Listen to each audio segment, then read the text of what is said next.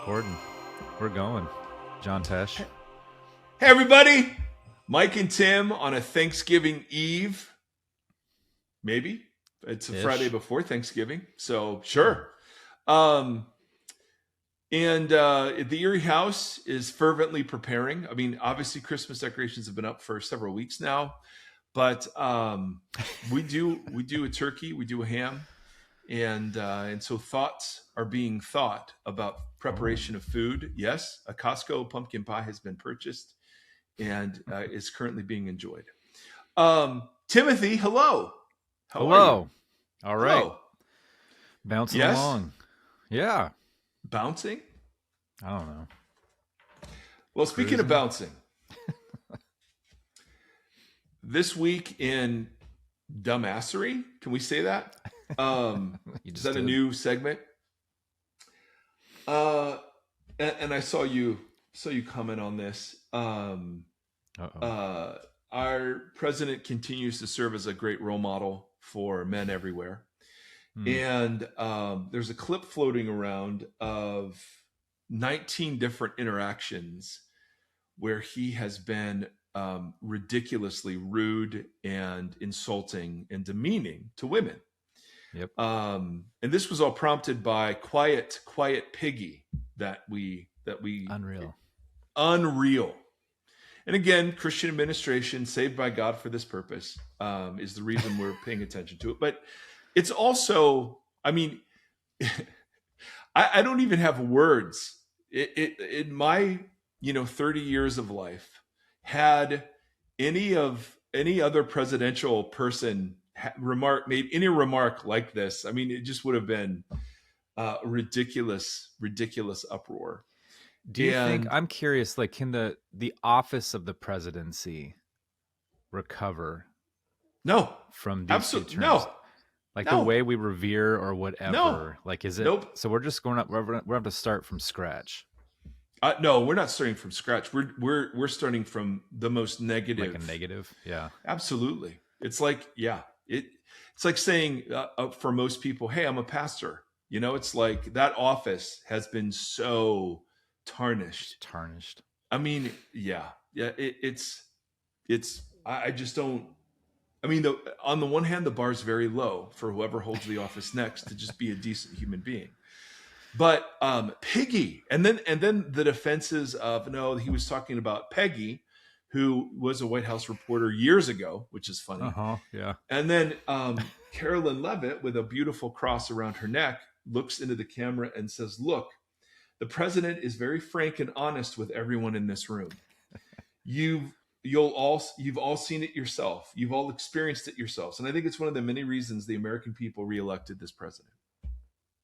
And you just sit there and you go, and when you add this up with the whole 19th Amendment thing and blaming women for the problems, I mean, it's hard to not be really, what would just outraged, I guess. I don't have a good word, at how ridiculous women are being assaulted in the name of Jesus.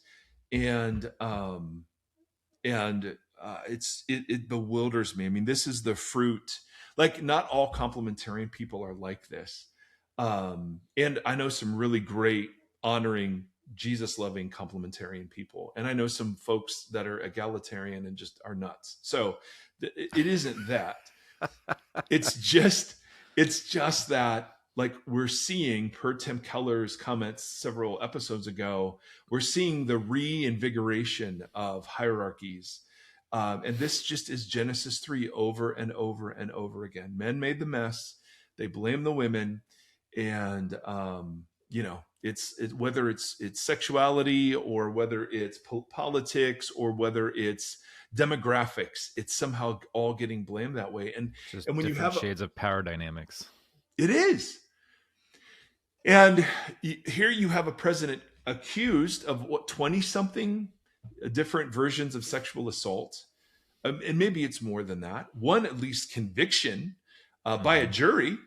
And we're all just like, oh, yeah, of course. And for the Christian press secretary to, hey, he's refreshing and frank, guys. This is what's so great about him. He says what we're all thinking.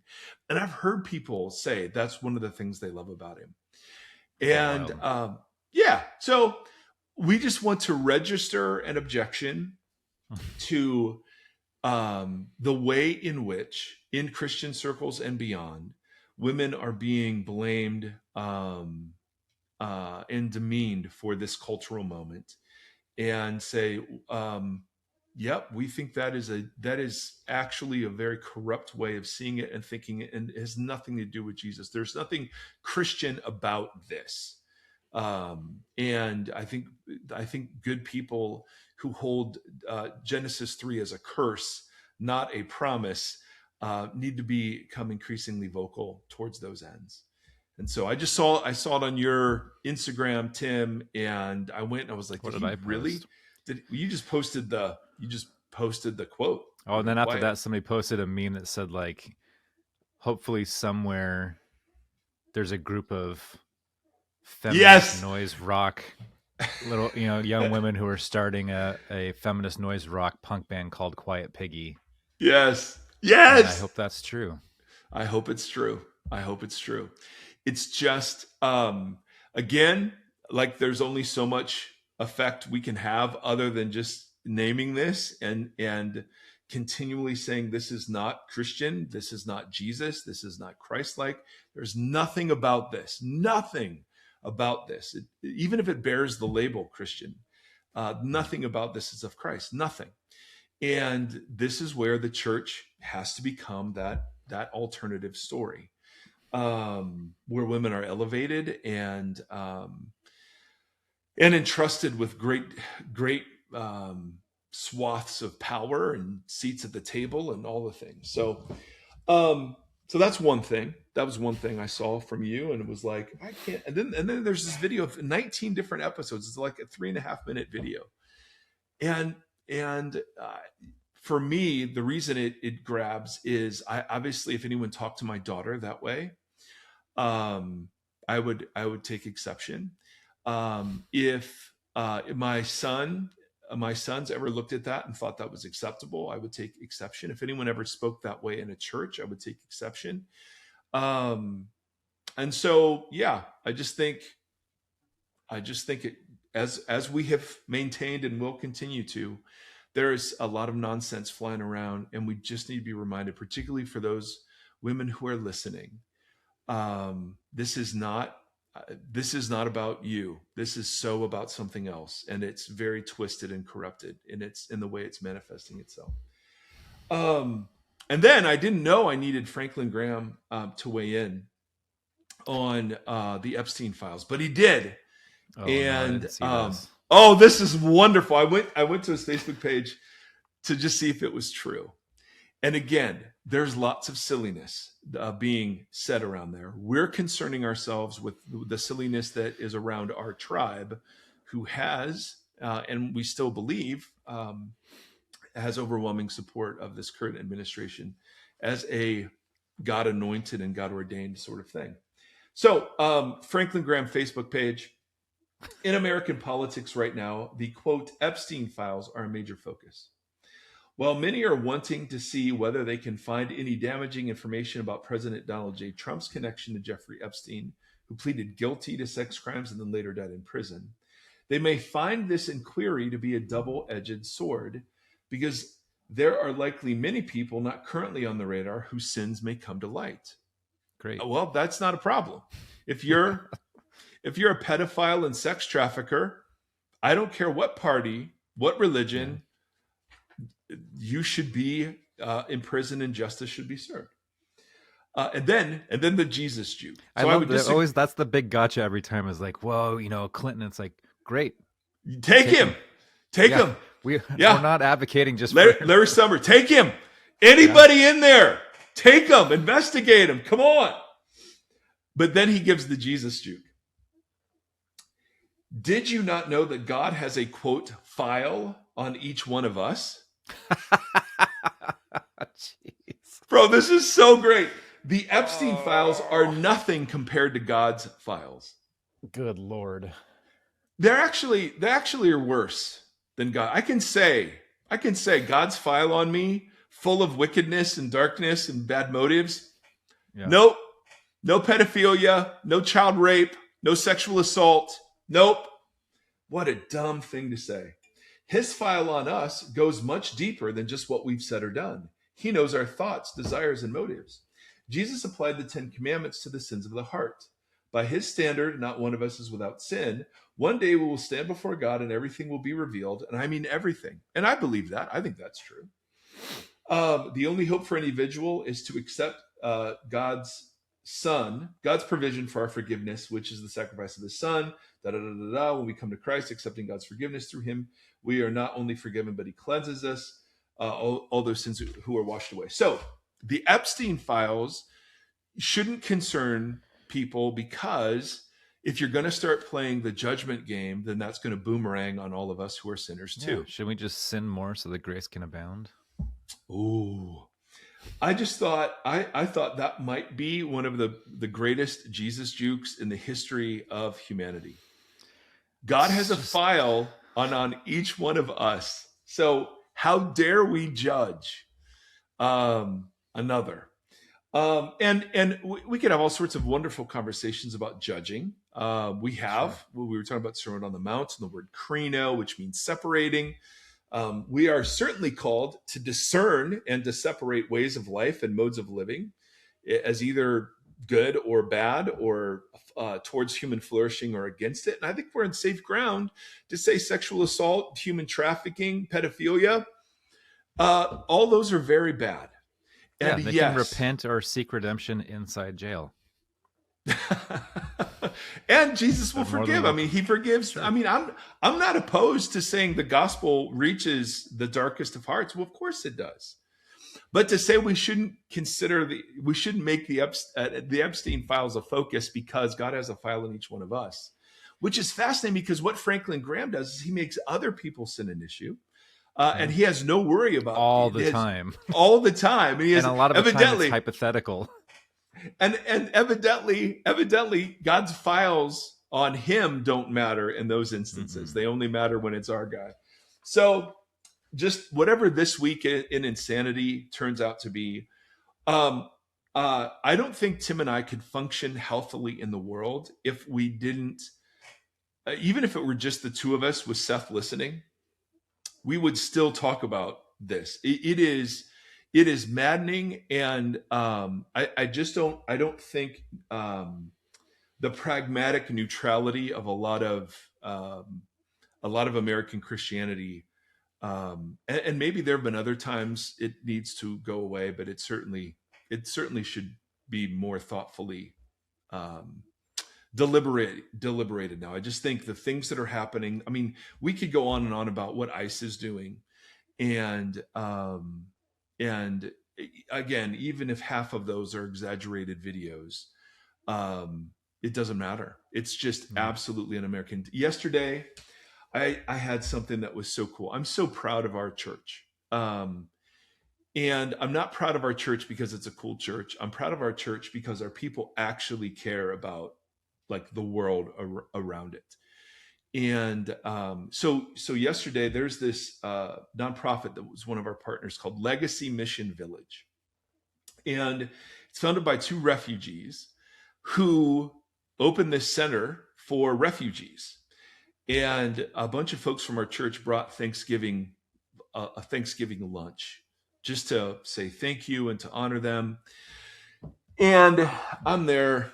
I mean, we have several people from our church who volunteer there, who teach English classes, who teach all sorts of things. It's amazing. So we're in one class, and here are refugees learning English in the most basic way. Here are refugees getting ready for a GED test. Here are refugees who are learning skills and vocations. I mean, it's beautiful.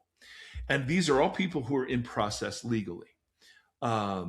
Whether they've come seeking asylum or whatever, these are all people who have come for fear of religious persecution. I mean, we're looking at Muslim women with the head coverings. We're looking at, the whole thing. It was one of the most remarkable. And again, I know when you see it, it always makes such a difference. But it's like, this is what the resistance looks like. Here it is.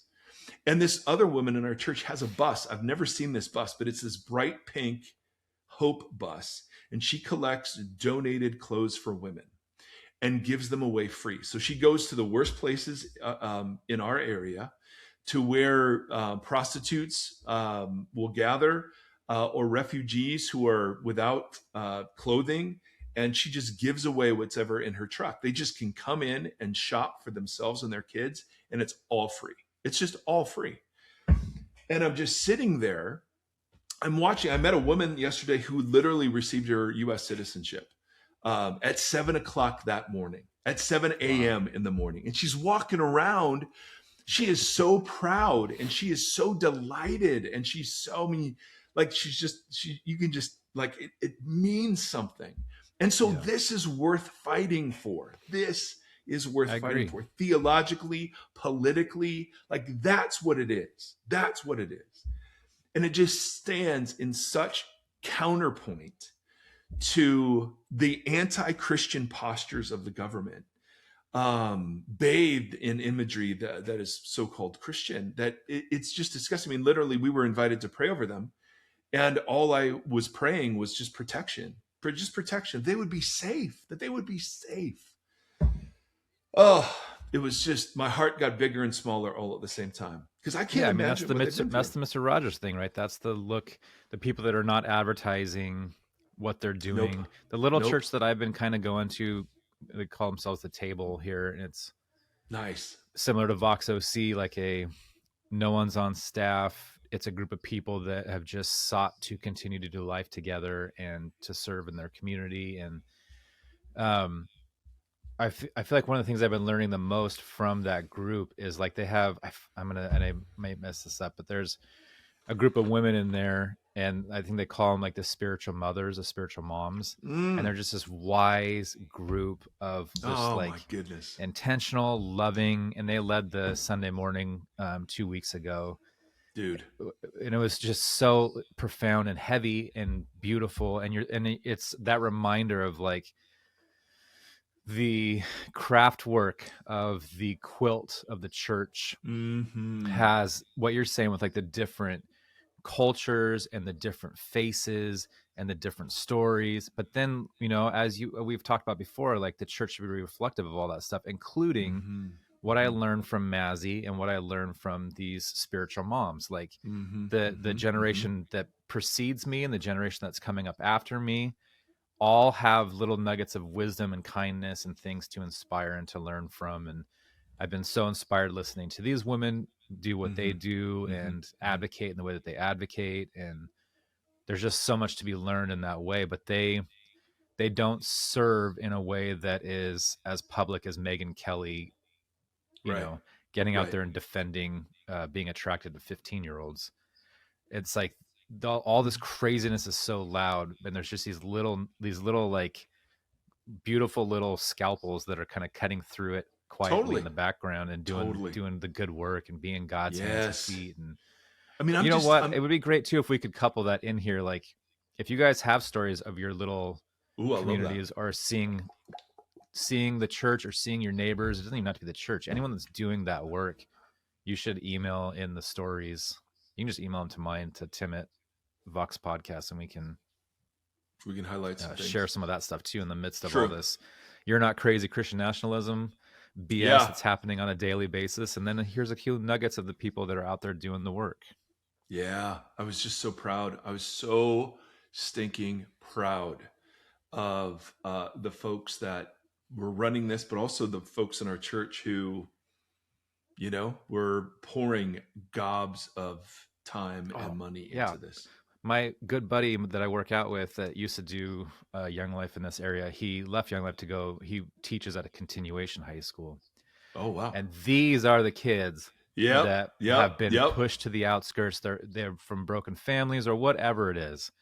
They are the one, and you can still see it and hear it from other folks in the area of just the demeaning language about the stigma that comes with this or whatever. But like today, he's throwing them a huge Thanksgiving thing at school because a lot of them won't have it next week. Yeah. And so it's just like these little things that people are doing, that they're getting their hands in the dirt and you're not seeing it, but they're loving across the board everyone who's being pushed to the outskirts. So keep looking for it. I bet you every single person that listens to this has a continuation high school in their area of kids that aren't being loved, that all, it's whether it's gift cards, or a lot of them don't get Christmas presents. I know one of our friends will collect gifts for these students every Christmas time.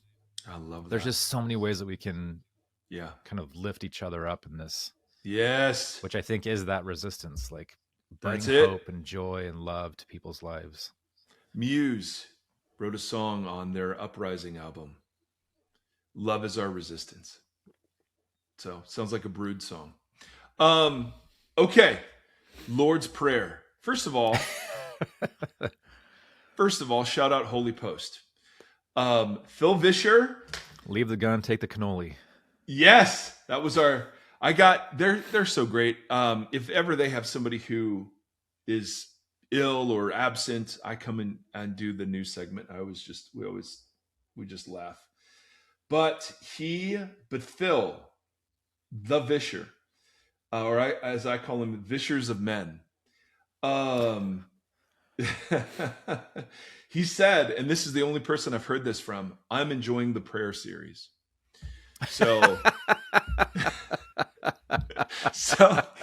Phil, this is for you, bro. And Seth, who, just will like anything that we do. So let's talk. We're actually to prayer, the Lord's Prayer. And the first word is the word Father. Now, because I'm dumb, I want to take 4 weeks on this word.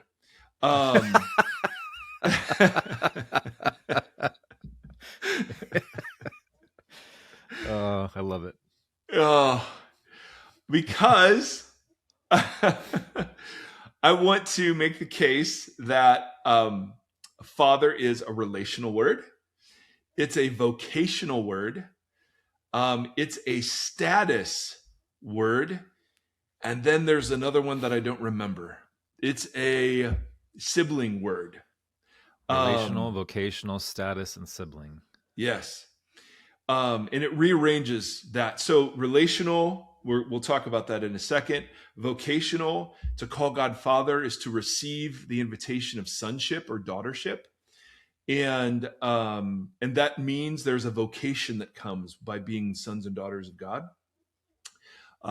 Adam was called the Son of God. Israel was called the Son of God. Jesus, of course, the Son of God. And then we can call God Father. And so, but there's a vocational aspect to this. It's not just a relational thing, but it's taking upon yourself the ministry given initially to ethnic Israel. It's also a status word.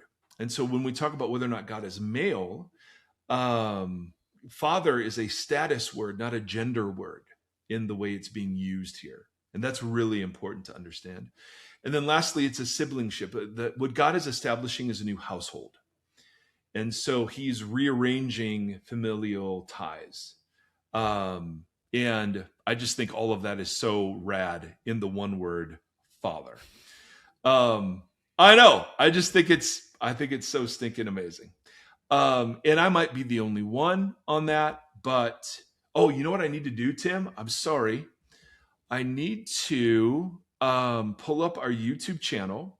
And so whenever we engage directly with a comment or an email, I always want to give the last word, if they have one, to the person that raised the question or the objection or the concern.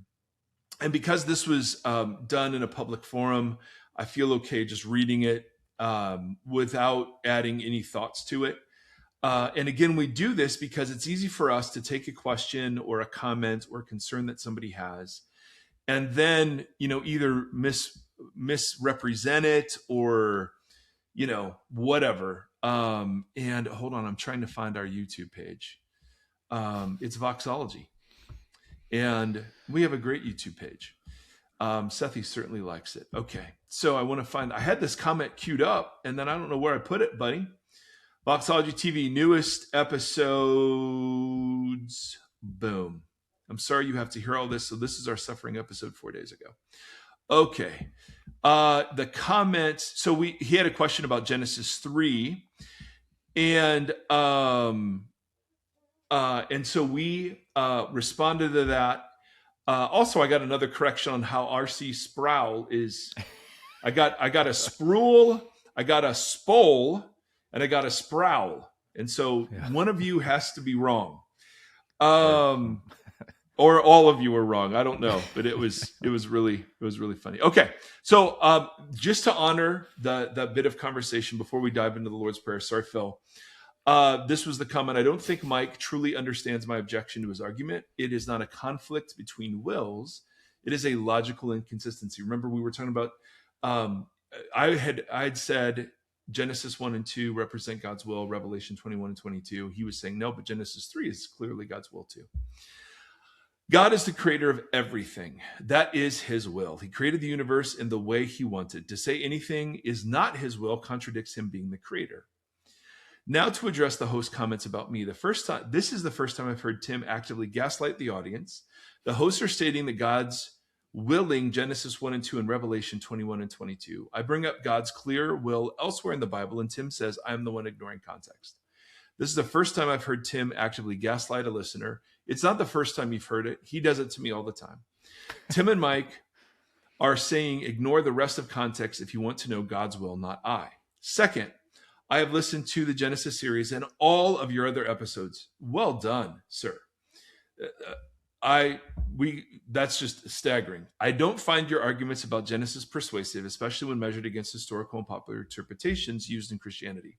Surely people as smart as yourselves know that silence does not equal assent. Moreover, the idea that simply listening to a previous episode will melt away any disagreement with your position is self-righteous and arrogant. When I first began listening to podcasts such as yours, it was in the hopes that expanding my viewpoint from primarily studying the Bible directly to listening to others' takes on it might maintain some sort of religion as my extended family would desire. But it has had the opposite effect. Mike and Tim have the same self-righteousness all religious people have. Religion, not just Christianity, is a tool used to self-select and marginalize those not in your culture group, to give the group a sense of self-superiority, and as a further marker of who it is that is safe to reproduce with. So thank you for that comment. We will let that comment stand and really appreciate the interaction. Now to the Lord's Prayer, Our Father, and we'll get into the R part, which is interesting. Luke just has it as Father, but Matthew makes it as Our Father. And it used to be thought, friends, that this was a new innovation of Jesus, that Jesus was introducing an intimacy that was previously undiscovered. And this is how I thought about this for years. But there's a lot of higher level scholarship that now is more accessible to me that is arguing, no, it's actually not the innovation that we thought it was. There are great examples in the Old Testament where God is considered Father. There are great examples in rabbinic literature where God is called Father. And so the innovation that was driving the disciples' question, Lord, teach us to pray, it could be in Jesus's intimacy, but that word, simply using that word doesn't mean that's what it is.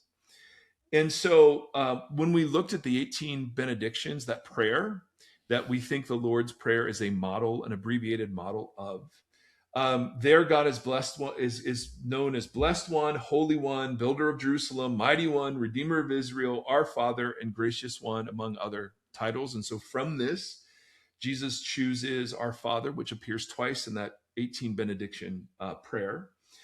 And there's a sense in which Our Father in the lips of ancient Jews meant the literal father of Abraham, Isaac, and Jacob, like the father of our nation and the God who is the father of our nation.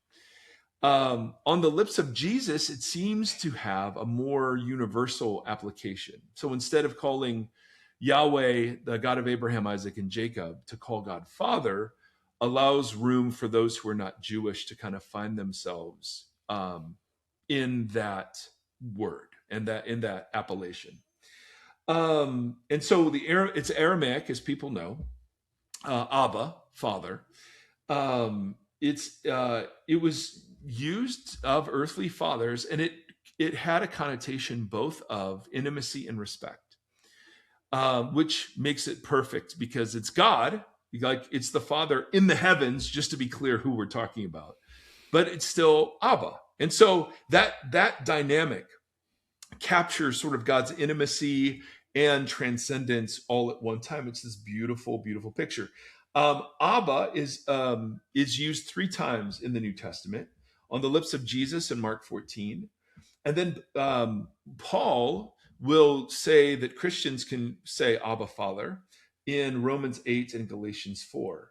And in each case, the word Abba is followed by the Greek phrase ho pater. And so it's Abba, the Father, which is how it is in the original language. The Aramaic word Abba, and then the Greek word the Father, which is really interesting. It's not just the Father, it's Abba, the Father, which I think we'll get into a little bit of maybe what that means. It would have just been easier, of course, to just say the Father without putting the Aramaic in there. But evidently, the early church thought that calling God Abba was so important that they would write it once in Aramaic and then translate it for people who didn't know Aramaic. And so they just kept Abba, the Father, in there. And I think just that's so everybody could understand that they were saying the Father across the board. Yes. But they retained Abba.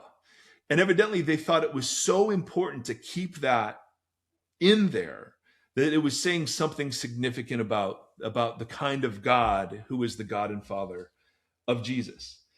And so when we say God is Father, we can be speaking in the realm of simile or metaphor. God is like a father, or God is Father. But Jesus seems to push it beyond a little bit of that.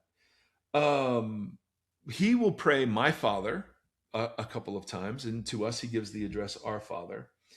Whenever you use metaphor and simile, you run the risk of overdoing it. And so when we use God as Father, we naturally have connotations of earthly fathers. And we hear this all the time from people, that it's tough to call God Father when my father was absent, my father was awful, my father was abusive.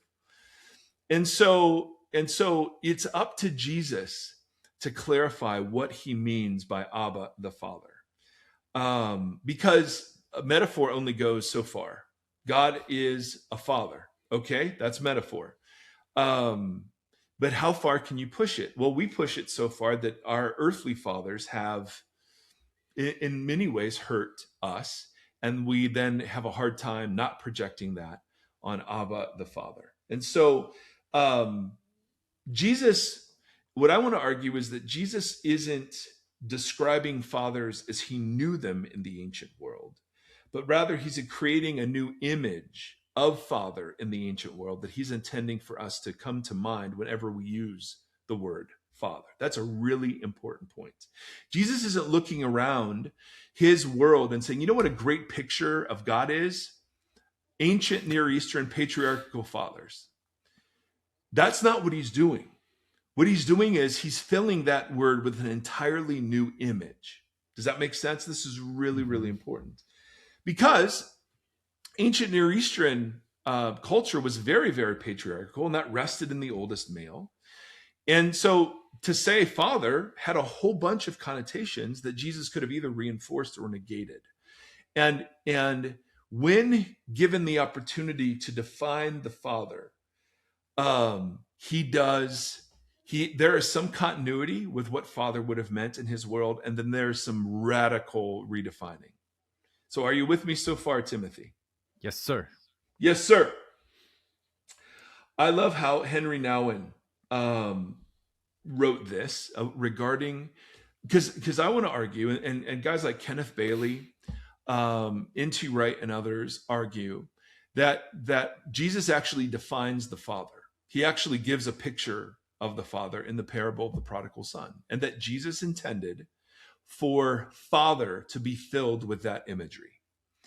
And there's a pretty great, I think, theological argument that sits behind that we don't need to get into to make the general point. So point number one is father was used in ancient Judaism. It's not just totally innovative by Jesus. Point number two is Jesus used it as my father. That was innovative. And he invites us to pray as our father, which seems to open the scope of address of God, not just to ethnic Jews who see God as the father of Abraham, Isaac, and Jacob, or the God of our fathers, but rather our father, the human community. Yeah, it seems to track with everything else that he does. Like, you heard it said, but I say, like, he's always kind of tethering two things. When he uses the metaphor of God as father, though, it trips us up because it's very easy then for us to read father as earthly father. So Dad? Jesus actually, yeah, exactly. So Jesus actually redefines what he means by father in the parable of the prodigal son. Now, I had a whole teaching ready for this with all of the cultural apparatus that I was going to mention, and we may still do that. But I found a retelling of the parable of the prodigal son that actually captures a lot of the cultural nuance. Because it's not at all about the sons. The sons are irrelevant to the story. It's totally the story of the father. That's the point of the story. Henry Nouwen says this: that all boundaries of ancient patriarchal behavior are broken through in this parable. This is not the picture of a remarkable father. This is the portrait of God, whose goodness, love, forgiveness, care, and compassion have no limits at all. Jesus presents God's generosity by using the imagery that his culture provides while constantly transforming it. And that is the big point. He's not looking around saying, hey, I want you to think of an ancient Near Eastern dad when you talk about God. He's taking that image and reimagining it and transforming it.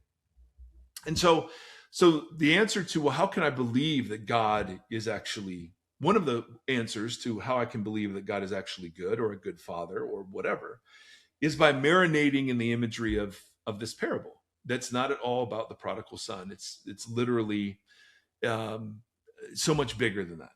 So what I want to do, if it's okay with you, Timothy, yes, sir, is I want to read two different takes on the prodigal son. So I want to read an updated version of the Bible's take on it with cultural relevance and surprise added to it. All right, so that's the first one. And by the way, if you want more of this, anything Kenneth Bailey, who lived in the Middle East for 40 years, I don't know if he's still alive. He's one of my favorite scholars. I discovered him through N.T. Wright. I began to read who N.T. Wright reads and discovered Kenneth Bailey and was like, oh my Lord. His work on the parable of the prodigal son is the best work out there, bar none. And so if you want to go deeper, that's where I would look. So I want to do two readings. One reading is the parable with the cultural updates and surprises. And then the next reading is a retelling of it by Philip Yancey in a book called What's So Amazing About Grace that makes me cry every time I read it. And instead of doing a theological, like pulling apart of the parable, I just thought if you want to just sort of, if you have time, and if you just want to take a moment and take a deep breath, I want to read these over us without commentary and just let that imagery work. And if you want, if you're the kind of person that loves sort of exercises and practices, you know, maybe you just listen to these and you say, God, help me to believe that you're like this. God, I believe, help me overcome my unbelief. God, I want to see you this way. Help me to see you this way. And so I just want to read these and then we'll just end the episode. And I thought, I don't know if it's right or not, but I just thought going through the parable of the prodigal son with all my theological work it takes away from just the punch of the story. So does that sound okay, Timothy? It does. This will be interesting. One of the biggest things I hear from people right now that they're struggling with is just the overreach and abuse and cultural breakdown that the lineage of patriarchy has caused. And so Yes. one of the biggest pushbacks right now against Christianity that I've engaged in conversation has been the patriarchal Yeah. construct. Yes. So if anything's going to be held loose or praying to be held loose in this, I think that's a huge piece of the puzzle Yeah. for a lot of Yeah. folks. Oh, for sure. For sure. And we'll go into that a little bit with father as a status word, and not a gender word. So I think that, I hope that will help. So that's coming. So this is a first person retelling with the culture surprise attached. Is this Bailey? I don't remember where I got it. It could be Bailey, but I think it was somebody channeling Bailey.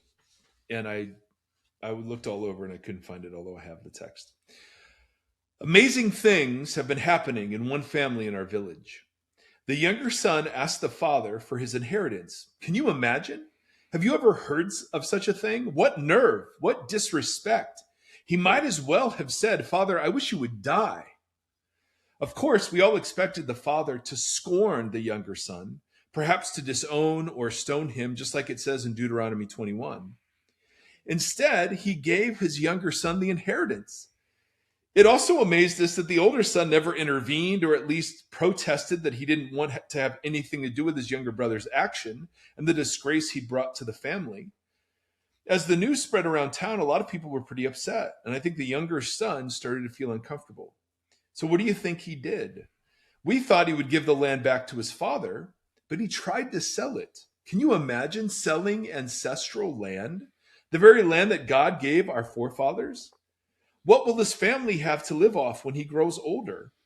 And where will this son raise his family? What will his children inherit? Such disrespect, so inconsiderate.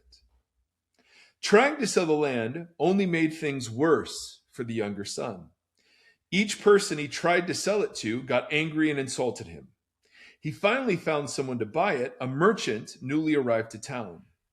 The son couldn't have felt very welcome here after doing such shameful things. So he took the money and left town. He went to a Gentile land where he squandered all of his money. Then a famine hit, and since he was a foreigner, no one felt obliged to help him. So there he was, living in a foreign land, hungry and feeding pigs for a living. We heard he was so hungry that he wanted to eat the pig food. He'd obviously lost all his dignity. Just think, a Jew feeding pigs for a living and eating their food. The son was starving, but he knew that if he'd returned home, he would face the scorn of his village. After all, we had shamed him before he left. How much more would we shame him in his degraded condition upon his return? He had blown the complete inheritance in a Gentile land. And he must have been worried about his father's anger, and he certainly knew about the kazaza, our custom of banishing anyone who lost or sold family inheritance among Gentiles. He would have known that when he returned, we'd break a large pot of roasted nuts and declare, "You are rejected from this community." Desperate, the son hoped that the father would give him a job as a worker so he could pay back the inheritance and escape the ban. But he didn't know if his father would even talk to him, so he decided to apologize first in the hope that his father would listen to his request. As he walked home, he carefully crafted his speech. "Father," he would say, "I've sinned against heaven and before you. I am no longer worthy to be called your son. Treat me like one of your hired hands." He must have wished there was a way back into town, he must have wished there was a back way into town, but our homes are clustered all together, and our farmland spreads all around the village. I was the first one to see him, and he was a sight. Dirty, thin, barefoot, wearing patched up clothes that looked like rags. He walked with his head low, obviously hoping that we would not recognize him. I was glad to see how bad he looked. I didn't want my sons running off like he had. We started yelling him and insulting him. You worthless pig! Leave our village, you foreigner. And as the crowd gathered, people began the gazaza ceremony to ban him from the village. But all of a sudden, people began looking down the street. His father was running. Yes, running toward us. We were all shocked. In our culture, men do not run. Older men wait for others to approach them. Running is for children, not elders. How shameful. Just imagine what he exposed, his robes flying up in the air. Then the father hugged and kissed his filthy son. While the son stood there in shock, we all shut up. We could not insult or ban the son when his own father was welcoming him home. In fact, his father was humiliating himself to stop us from shaming his son. Then the son said, Father, I've sinned against heaven and before you. I'm no longer worthy to be called your son. He didn't say anything about being a hired hand. I think the father's reaction changed the son's whole perspective. He must have been amazed by his father's love and acceptance and grateful for the way his father had saved him from our scorn. Maybe he realized he couldn't bring about a reconciliation on his own or try to buy back his relationship with his father. He had done more than waste money. He hurt his father, so all he could do was ask for mercy.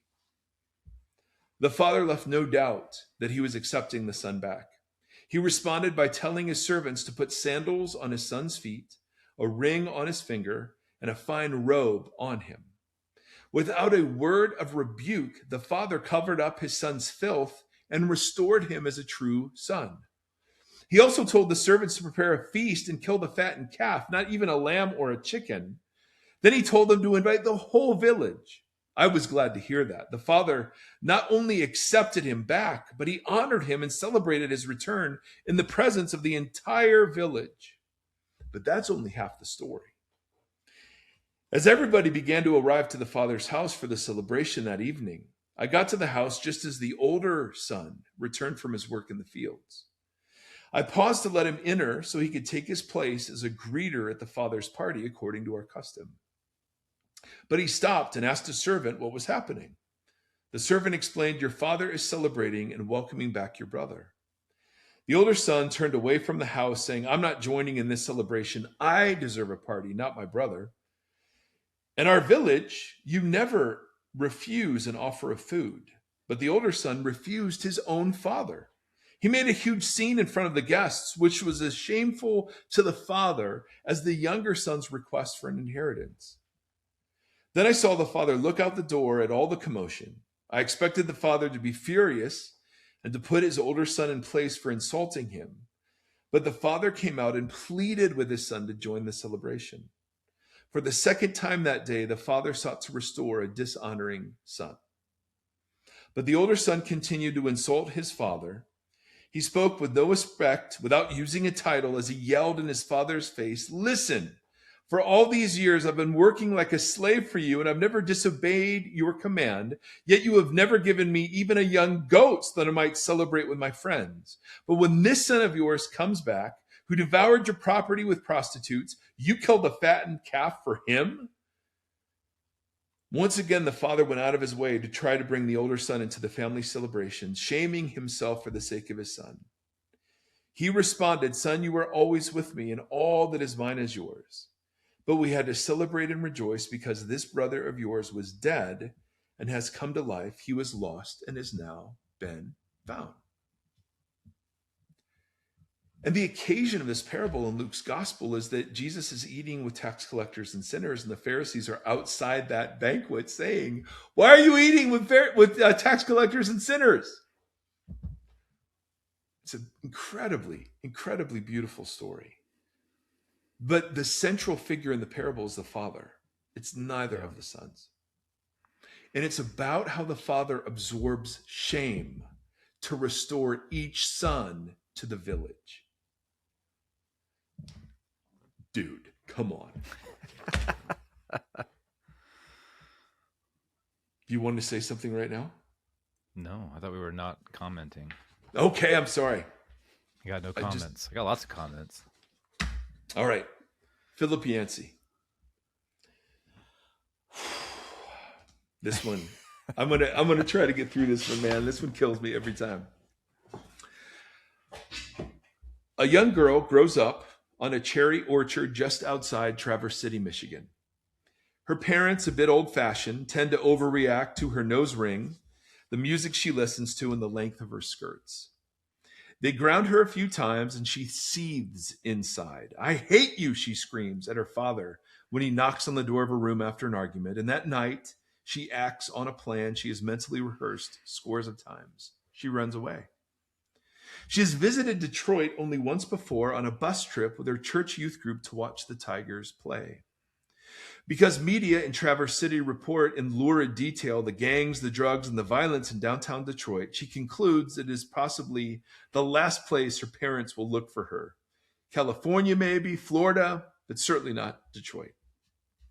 Her second day there, she meets a man who drives the biggest car she's ever seen. He offers her a ride, buys her lunch, arranges a place for her to stay. He gives her some pills that make her feel better than she's ever felt before. She was right all along, she decides. Her parents were keeping her from all the fun. The good life continues for a month, 2 months, a year. The man with the big car, she calls him boss, teaches her a few things that men like. And since she's underage, men pay a premium for her. She lives in a penthouse and orders room service whenever she wants. Occasionally, she thinks about the folks back home, but their lives now seem so boring and provincial that she can hardly believe she grew up there. She has a brief scare when she sees her picture printed on the back of a milk carton with the headline, "Have you seen this child?" But by now, she has blonde hair, and with all the makeup and body-piercing jewelry she wears, nobody would mistake her for a child. Besides, most of her friends are runaways, and nobody squeals in Detroit. After a year, the first sallow signs of illness appear, and it amazes her how fast the boss turns mean. "These days we can't mess around," he growls, and before she knows it, she's out on the street without a penny to her name. She still turns a couple of tricks a night, but they don't pay much, and all the money goes to support her habit. When winter blows in, she finds herself sleeping on metal grates outside the big department stores. And sleeping is the wrong word. A teenage girl at night in downtown Detroit can never relax her guard. Dark bands circle her eyes and her cough worsens. One night, as she lies awake listening for footsteps, all of a sudden everything about her life looks different. She no longer feels like a woman of the world. She feels like a little girl lost in a cold and frightening city. She begins to whimper. Her pockets are empty and she's hungry. She needs a fix. She pulls her legs tight underneath her and shivers under the cardboard she's piled atop her coat. Something jolts a synapse of memory, and a single image fills her mind. Of May in Traverse City, when a million cherry trees would bloom at once, and with her golden retriever dashing through the rows and rows of blossomy trees in chase of a tennis ball. "God, why did I leave?" she says to herself, and pain stabs at her heart. "My dog back home eats better than I do now." She's sobbing, and she knows in a flash that more than anything else in the world, she wants to go home. 3 straight phone calls, 3 straight connections with voicemail. She hangs up without leaving a message the first 2 times. But the third time she says, "Dad, Mom, it's me. I was wondering about maybe coming home. I'm catching a bus up your way, and it'll get there about midnight tomorrow. If you're not there, well, I guess I'll just stay on the bus till it hits Canada." It takes about 7 hours for a bus to make all the stops between Detroit and Traverse City. And during that time, she realizes the flaws in her plan. What if her parents are out of town or don't check their voicemail? Shouldn't she have waited another day or so until she could talk to them? And even if they are home, they probably wrote her off as dead long ago. She should have given them some time to overcome the shock. Her thoughts bounce back and forth between those worries and the speech she's preparing for her father. "Dad, I'm sorry. I know I was wrong. It's not your fault. It's all mine. Dad, can you forgive me?" She says the words over and over, her throat tightening even as she rehearses them. She hasn't apologized to anyone in years. The bus has been driving with lights on since Bay City. Tiny snowflakes hit the pavement, rubbed warm by thousands of tires and the asphalt seams. She's forgotten how dark it gets at night out here. A deer darts across the road and the bus swerves, every so often a billboard. A sign posting the mileage to Traverse City. Oh, God.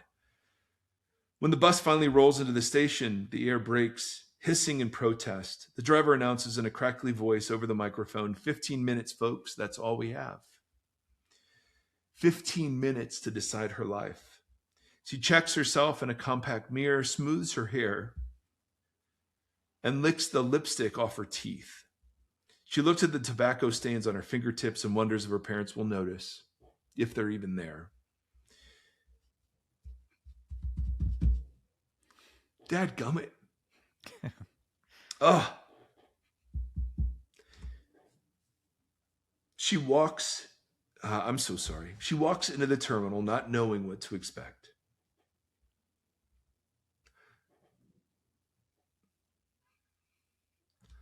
Not one of the 1,000 scenes that have played out in her mind prepare her for what she sees.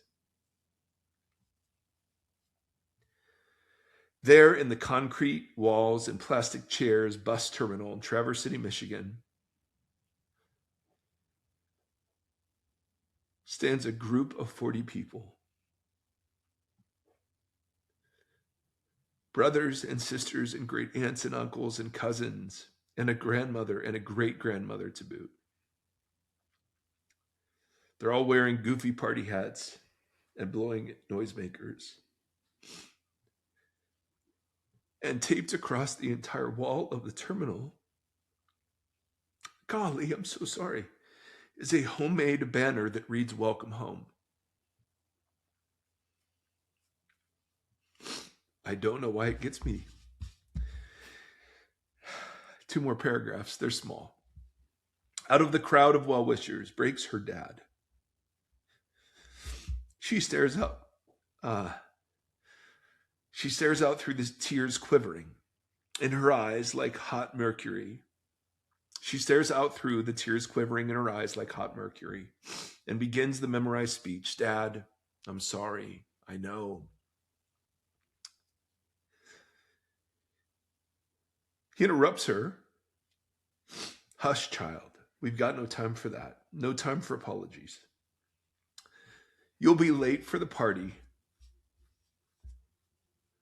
A banquet's waiting for you at home."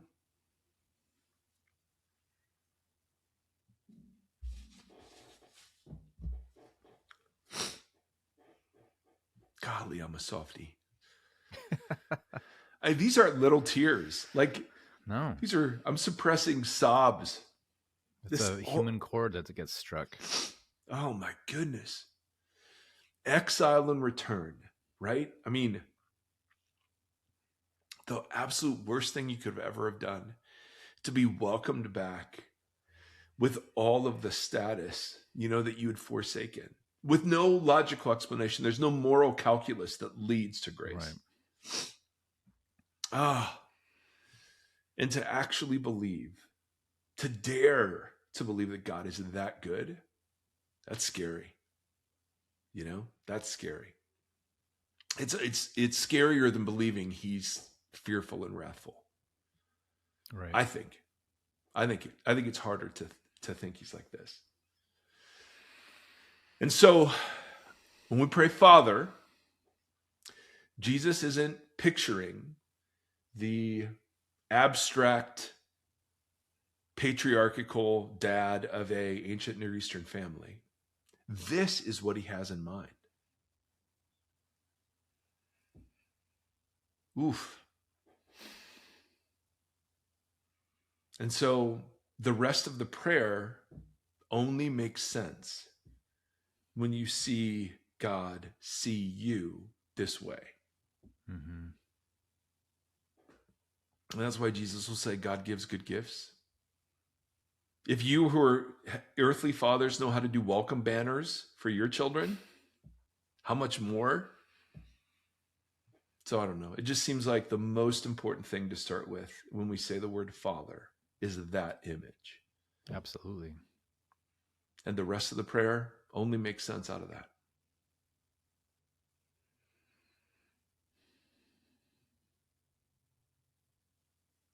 All right, you have to say something.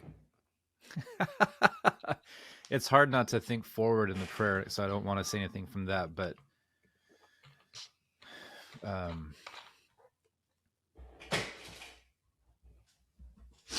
just can't get through it without sobbing, bro. That parable has been, I think we grew up with a bunch of different iterations of it. Yeah. In regards to who is the focus. Yeah. It was the prodigal son, then it was no, the focus is entirely on the brother, and then now we're looking at it through this lens of the father being. And so I think about the rest of the prayer and the way in which certain things that you pray and how you posture, whether or not you are asking or acknowledging or looking around at your community to see how you can be a part of, play a part in answering the prayer or whatever. So I'm saying all that to say, even within this, like when I think about how those were written, when I think about how the responses are from the different people in the parable, and then I look at like just our Christian nationalism conversation or any conversation that we have, and how we're being asked to posture ourselves towards siblings, I guess is the way of talking about it, is convicting and like just very provocative. It's thought provoking. How do I posture because I just am only posturing myself as the older brother does currently.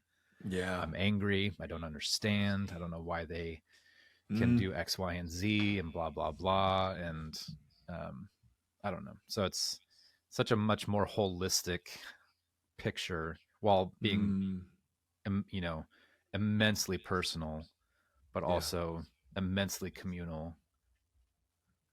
I don't know. There's a lot in there to unpack, but I think you're totally right. Like going from this lens first helps to orient yourself for where we're headed. Amen. Which is and cool. Amen. Yeah. It's almost like Jesus knew what he was doing. It's almost like it. I'm sorry we added comments, folks, but you know what? I was a blubbering mess. Well, they're barely comments, just reactions. There you go.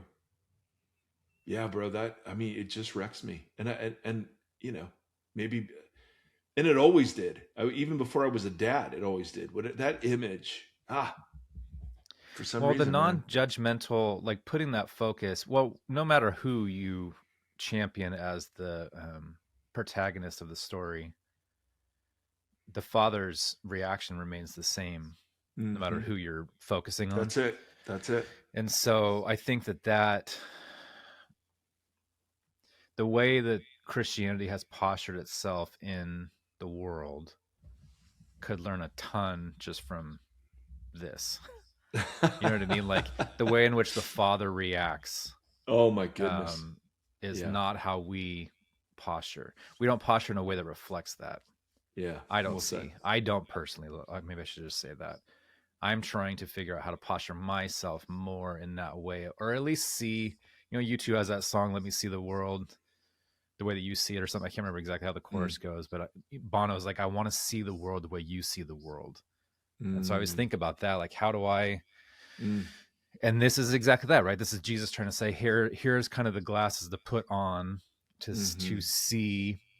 I'm trying to, you asked me how to pray. And it's like, well, this isn't just how you say words to God. He's giving a full, like, this is how you orient yourself completely. Yes. And so maybe, so there's just some, it's just the fact, that's why I laughed when you said we're going to do 4 weeks on Father. I'm like, well, that's kind of, but that's how he built it, right? Like, yeah. I mean, maybe imagine it'll be shorter. Maybe it'll be shorter. But I almost imagine the disciples being like, hey, teach us to pray, and expecting this like complex, long, like maybe going in and out of different languages, or I don't know, like just making this like, ooh, we've got the Son of God here. He's going to teach us how to pray. It's going to be this, and it's this succinct, intentional way of, being human and, I don't know. It's why it's one of my favorite pieces of the text. Oh man, totally, dude. So good, bro. Well, friends, thank you. Happy Thanksgiving for those of you who celebrate. And for some of us, survive. Happy survivable Thanksgiving around dinner tables.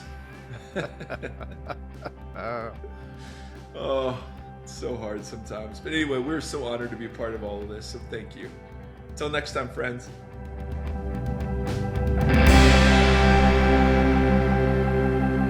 Thank you for listening to this conversation. The Voxology Podcast is a 501c3 nonprofit organization that is made possible by listeners just like you. If you'd like to partner with us, you can do so at patreon.com/voxologypodcast or on Tithely, tithe.ly, and just search Voxology Podcast. Links for both are in the show notes and on our website. You can interact with the hosts on Facebook /Voxology Podcast or on Instagram at Voxology Podcast and on Twitter or X, whatever it is, at Mike Erie. Thank you for walking this long road with us.